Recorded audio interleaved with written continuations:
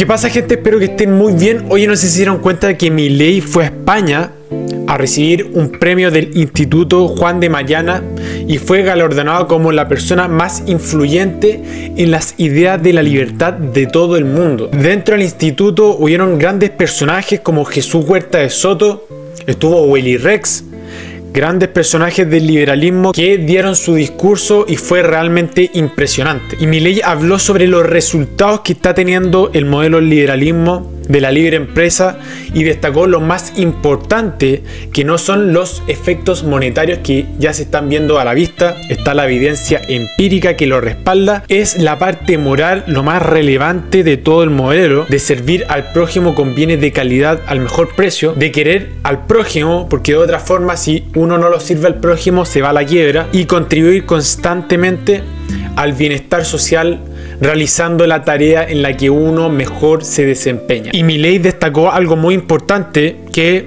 tantos años de populismo no ha sido gratis.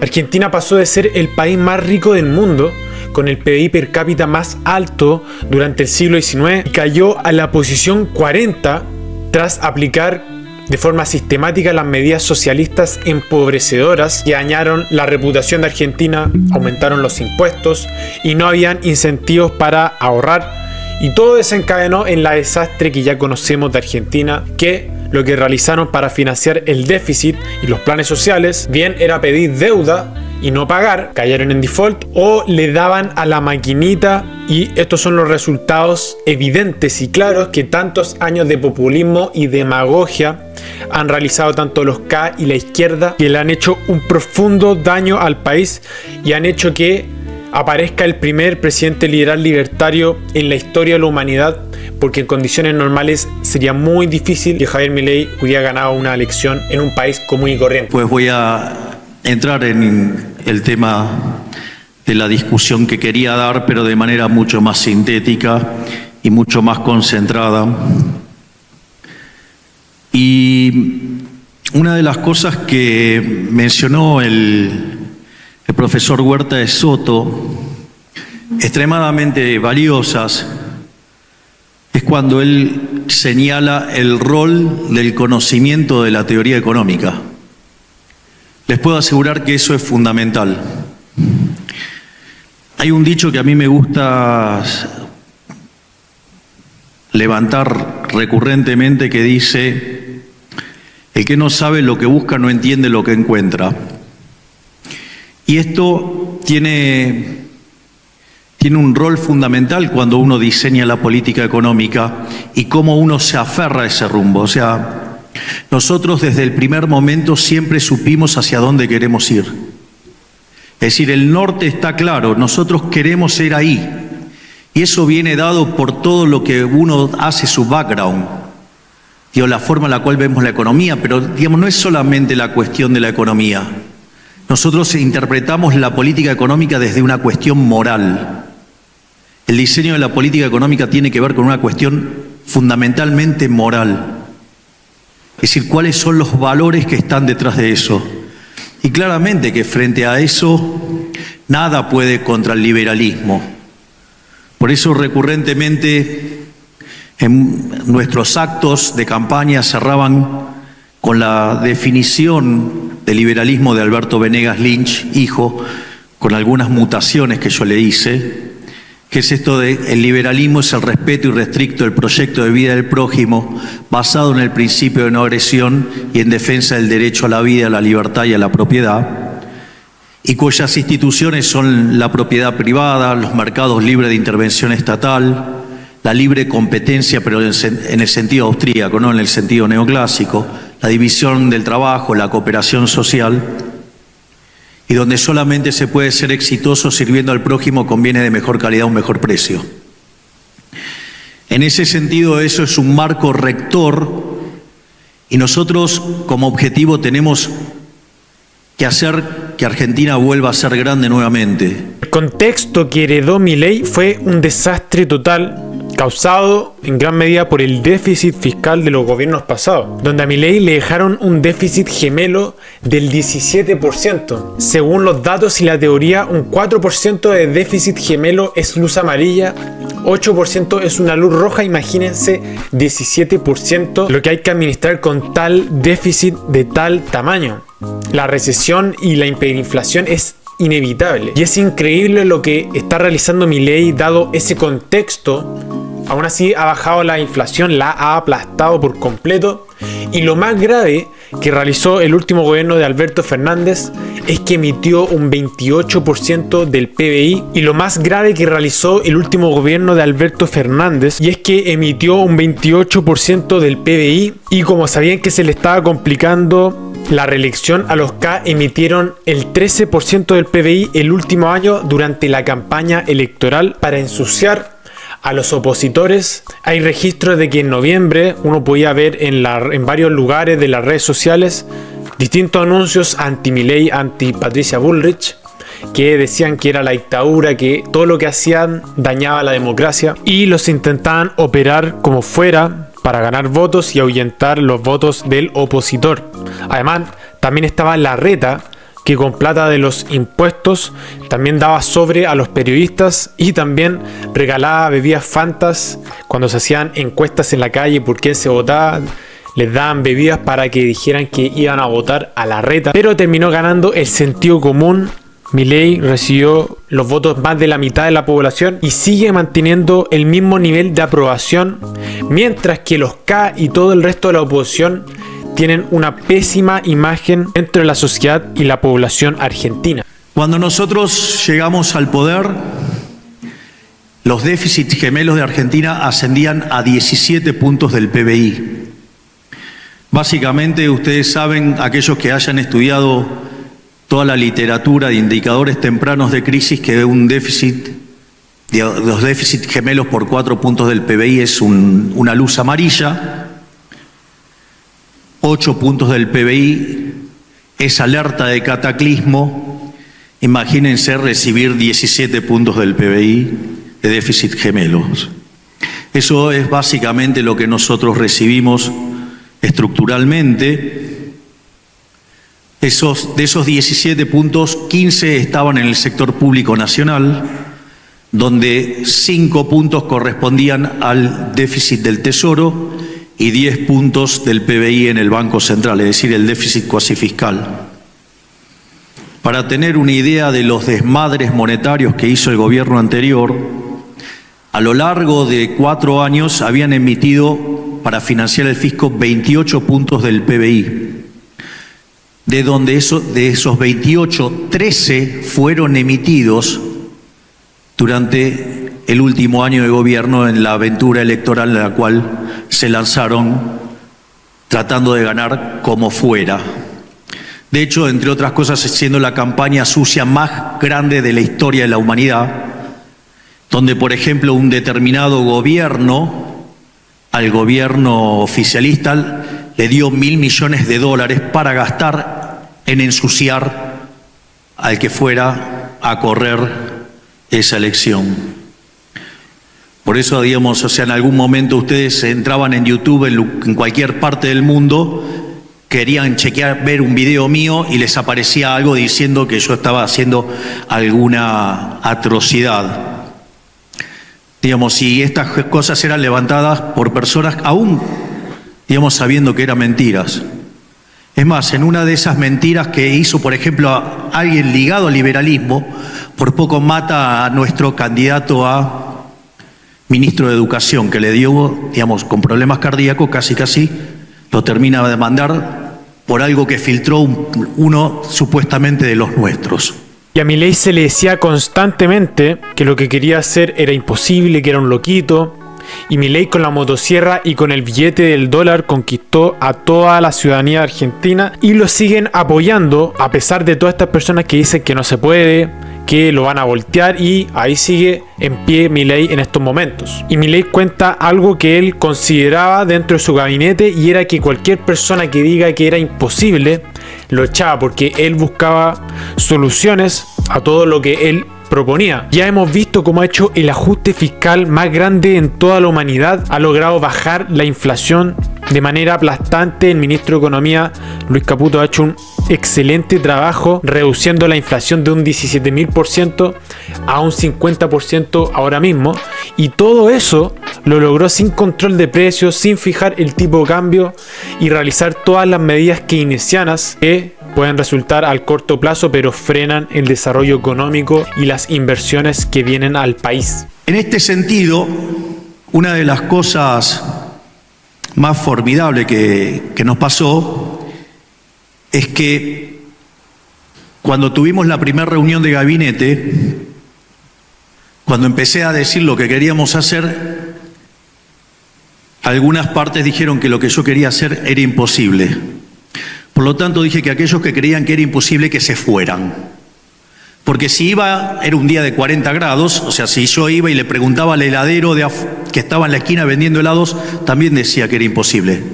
Así que a mí no me importaba si me decían que era imposible. A mí me tenían 40 grados, o sea, si yo iba y le preguntaba al heladero que estaba en la esquina vendiendo helados, también decía que era imposible. Así que a mí no me importaba si me decían que era imposible. A mí me tenían que traer cómo se hacía lo que yo quería hacer. Y así empezamos e hicimos el ajuste fiscal. De hecho, hicimos el ajuste fiscal más grande en la historia de la humanidad, no solo el de la Argentina. En el inicio, básicamente, frente al desastre con el que nos encontrábamos, nosotros sabíamos que había que frenar la emisión monetaria. En la primera semana de diciembre los precios crecían al 1% diario, o sea, al 3.700 anual. En los primeros 15 días de diciembre se había acelerado a un ritmo del 7.500% anual. No solo eso, sino que cuando ustedes toman la inflación mayorista, que es un indicador anticipado de la inflación, de hecho la inflación de diciembre fue del 54%. Eso anualizado da 17.000%.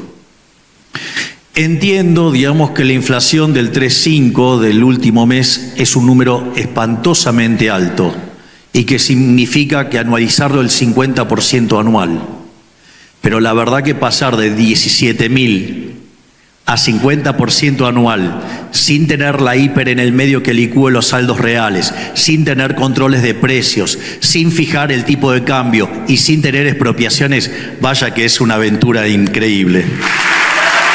Ahora, el ajuste que hizo Milei llevó a una caída de un 7% del PIB, realmente trágico, pero sigue siendo menor a la crisis y la convertibilidad. Cayó el PIB en un 16%. Es decir, que a pesar que Milei hizo un ajuste el mayor de la historia y al haber aplicado todo lo que sabía acerca de la teoría económica, le ayudó para que el PBI no haya caído más de lo que ya cayó y Argentina haya caído en una recesión inevitable con una línea de la pobreza de un 60-70%, y todo eso se debe porque Milei contuvo a los caídos multiplicando por 2 la tarjeta alimentar, duplicó la asignación universal por hijo para que no se sienta tanto la caída de las personas que más están sufriendo en estos momentos en Argentina y que haya afectado tanto la caída de la productividad y de la inversión. Pero ahora que Milei se ha juntado con grandes empresarios exitosos de todo el planeta, es muy probable que venga inversión extranjera a Argentina y se comience un periodo de recuperamiento que va a ser realmente rápido al principio debido a que están bajo Argentina,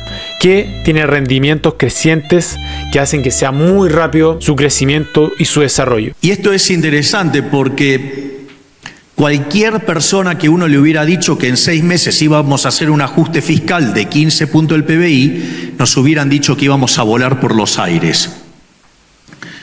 De hecho, nosotros teníamos un desequilibrio monetario peor que la previa de la crisis del Rodrigazo en el 75. La situación del balance del Banco Central era peor que la que tenía el Banco Central en el año 89 previo a la hiperinflación de Alfonsín, y los indicadores sociales eran peores que los de la convertibilidad, al final de la convertibilidad en el 2001. Por lo tanto, no solo que teníamos todas las condiciones para que fuera la crisis más importante de la historia argentina, porque combinaba los 3 elementos de las 3 peores crisis de Argentina, sino que además teníamos estructuralmente cierta debilidad en materia de estructura legislativa y estructura de poder. Y eso también es muy interesante, ahora voy a hacer alguna reflexión sobre eso. Y en ese contexto, fíjense, nosotros haciendo un ajuste de estas características,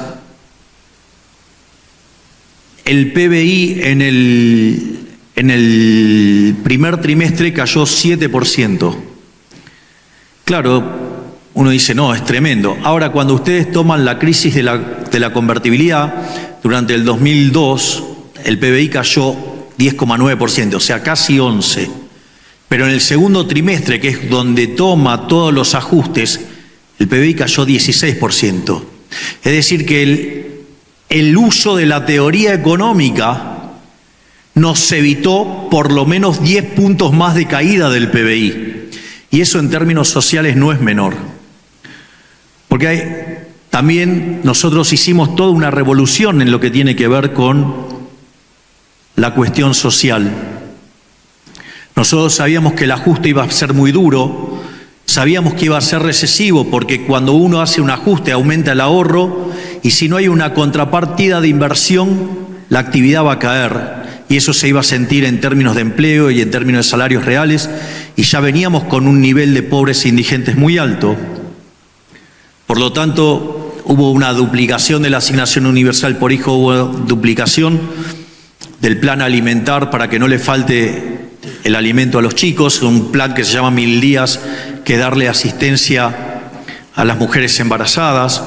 Además se le dio contención a los alumnos, a los chicos, para que pudieran tener útiles, y no solo eso, sino que además, para evitar el trauma que implica tener que cambiar de colegio para un chico y la situación que eso genera también en la familia, dimos asistencia para que pudieran cubrir las cuotas de los colegios privados de bajos recursos. Por otro lado, la ministra de Capital Humano, Sandra Petovelo, ha recibido duras críticas por ser una persona insensible, le decían, por no entregar la comida a tiempo a los sindicatos, pero todo eso fue una vil operación, porque la comida no era que no se entregaba, sino que no la iban a buscar, como ocurrió con las leches.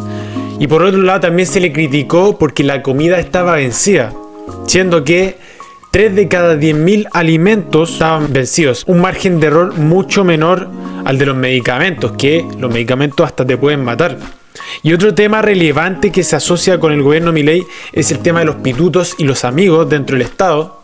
Ya vemos que Milei, si bien Sandra Petovelo es amiga cercana de Milei, y él la mantiene en el cargo porque está realizando un trabajo de gladiadora en destapar curros de la antigua política y de los sindicatos, de los gerentes de la pobreza. El jefe de gabinete anterior, Nicolás Posse, era amigo de Milei de hace 20 años y lo mandó afuera porque no cumplió los objetivos.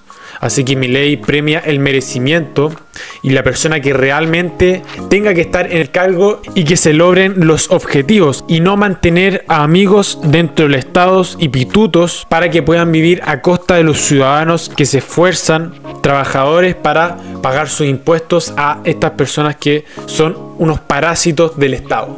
Y en ese contexto también hubo algo muy interesante. Aviso porque, digamos, si ustedes miran por los diarios o se informan con los medios de comunicación o con analistas tendenciosos, han criticado a la ministra de Capital Humano enormemente. Se creen que, digamos, porque además la ministra de Capital Humano tiene un defecto, es amiga mía. Entonces, tiene otro que es ser honesta. Entonces creen que yo tendría problemas en echar a alguien de mi gabinete porque es amigo. Bueno, el jefe de gabinete que fue eyectado, digamos, hacía 18 años que era amigo mío. No cumplió los objetivos, se fue, pista. Acá, digamos, es cumplir los objetivos. El que lo cumple, lo cumple. Y el que no lo cumple, por más que lo conozca hace 20 años, 30... Bueno, y finalmente ya está apareciendo la recuperación en B que tanto se espera. En abril y en mayo ya están apareciendo indicadores de crecimientos en distintos sectores, después de haber experimentado una fuerte recesión que se tuvo por la gobernación anterior, Y el plan de Milei de bajar la inflación está siendo un completo éxito. El ministro de Economía, Luis Caputo, está realmente domando a la inflación. Y Milei tenía en cuenta que iba a doler en un principio y se lo dijo a la gente. Y a pesar de que está realizando el mayor ajuste en la historia de la humanidad, ya con 4 meses de superávit fiscal, la gente lo sigue apoyando en la misma medida desde que asumió. Y si Milei sigue cosechando estos buenos resultados, es muy importante porque no solamente le va a ir bien a Argentina, sino que va a afectar a todo el mundo, porque todos están observando lo que está ocurriendo ahora mismo con Argentina. En caso de tener buenos y positivos resultados, se puede replicar las ideas de la libertad en el mundo y los K y la izquierda no van a volver nunca más. Ahora quiero saber tu opinión. ¿Qué opinas acerca de Milei? ¿Crees que es una de las personas más influyentes en las ideas de la libertad del mundo? ¿Crees que el modelo del liberalismo es el modelo correcto que se tiene que implementar en Argentina en las condiciones que está? ¿Crees que la ministra de Capital Humano es un ser insensible que no se preocupa de la gente, o es una heroína que está destapando curros de los gerentes de la pobreza? Y finalmente, ¿crees que la recuperación en B está sucediendo y estás viendo los resultados de forma notoria? Déjamelo en los comentarios que te voy a leer. Así que eso ha sido todo. Mi nombre es Sebastián Vicente y nos estamos viendo en el siguiente tema relevante. Adiós.